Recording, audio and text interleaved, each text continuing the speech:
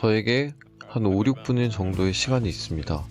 제 머릿속에 가장 유용한 것들을 말씀드려 보도록 최선을 다하겠습니다. 그 내용들을 4가지 정도로 말씀드리겠습니다. 저는 이 내용들이 꽤 중요하다고 생각하지만 이 내용들의 몇몇은 예전에 들어본 이야기 같은데 라고 느끼시는 분이 있을 거라 생각합니다. 하지만 다시 짚고 넘어갈 가치는 있죠. 첫 번째는 일을 할 필요가 있다는 것입니다. 얼마나 잘하고 싶은지에 따라 다르지만 특히 창업을 고려하고 계신다면 미친듯이 일하세요. 미친듯이 일한다는 의미는 무엇일까요? 저희 형과 제가 회사를 처음 시작했을 때 아파트를 구하는 대신에 작은 사무실을 빌렸고 소파에서 잠을 잤습니다. 샤워는 YMCA에서 가서 했고요. 그래서 낮에는 웹사이트 작업을 하고 밤에는 코딩을 했습니다. 일주일에 7일 쉬는 날도 없이 말이죠. 그 시기에 잠시 만나던 여자친구가 있었는데 그녀는 저와 같이 시간을 보내기 위해 사무실에서 잠을 청해야만 했습니다. 그 정도로 열심히 일했습니다. 깨어있는 시간만큼은. 이런 말씀을 드리고 싶습니다. 특히 여러분들이 창업을 고려하고 계신다면 말이죠. 그러니까 간단히 계산을 해봐도 가령 예를 들어 다른 회사들이 주 50시간을 일할 때 여러분이 주 100시간 일을 해낸다면 2배의 일을 끝낼 수 있을 겁니다. 1년 동안 다른 회사들이 하는 일의 2배를 말이죠. 또 한 가지 말씀드리고 싶은 것은 여러분들이 창업을 하거나 입사를 고려하고 계신다면 가장 중요한 것은 훌륭한 사람을 많이 모으는 것입니다. 그런 사람들과 함께 하거나 여러분이 존경하는 사람들이 있는 그룹에 참여하세요. 회사를 설립하고자 한다. 주변에 훌륭한 동료들이 필요합니다. 그러니까 모든 회사는 결국 사람들의 모임인 것입니다.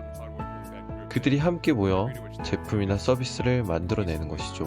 그 그룹이 얼마나 재능이 있고 열심히 일하는지, 그리고 또 그들이 얼마나 집중하는지, 협동적이며 올바른 방향성을 가지고 있는지, 그런 것들이 바로 회사의 성공을 결정하는 것입니다.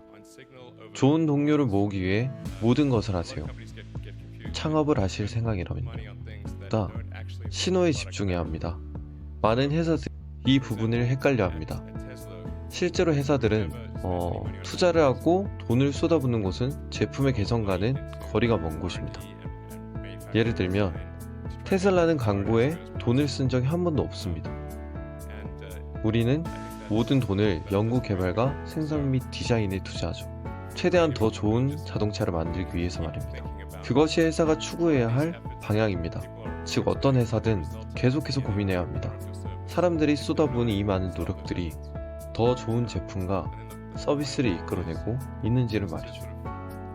만약 그게 아니라면 그런 노력들을 중단해야 합니다.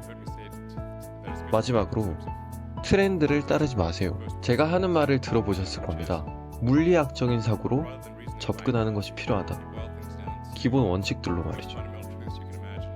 비유를 통해서 결과를 추론하는 것 대신 어떤 사물을 요약시켜 여러분이 상상할 수 있는 근본적인 진리들을 남깁니다. 그것을 기반으로 추론해 나가는 것이죠. 그리고 이런 현상을 파악하기 좋은 방법이 됩니다.